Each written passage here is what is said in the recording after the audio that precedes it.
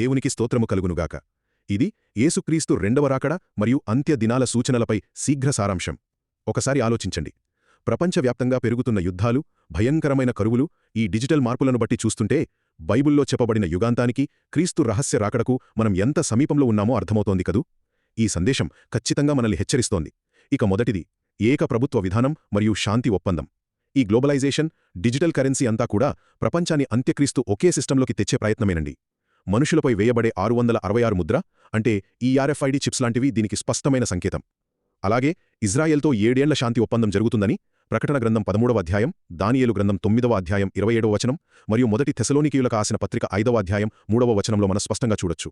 లోకం నెమ్మదిగా ఉందని అనుకుంటున్న సమయంలోనే ఆకస్మిక నాశనం వస్తుందని బైబిల్ చెబుతుంటే ఈనాటి ప్రపంచ మార్పులు ఎటువైపు దారితీస్తున్నాయో మీరు గమనిస్తున్నారా? సరే, ఇప్పుడు రెండవది చూద్దాం. యెరూషలేంలో 3వ మందిరం. ఇజ్రాయెల్లో 3వ మందిర నిర్మాణానికి సన్నాహాలు ఎంత వేగంగా జరుగుతున్నాయంటే అందులో అర్పించడానికి టెక్సాస్ నుండి ఏకంగా 2000 ఏళ్ల తర్వాత ఎర్రని పేలను తీసుకొచ్చారు. ఇది ప్రభు రాకడకు అతి ముఖ్యమైన గుర్తు.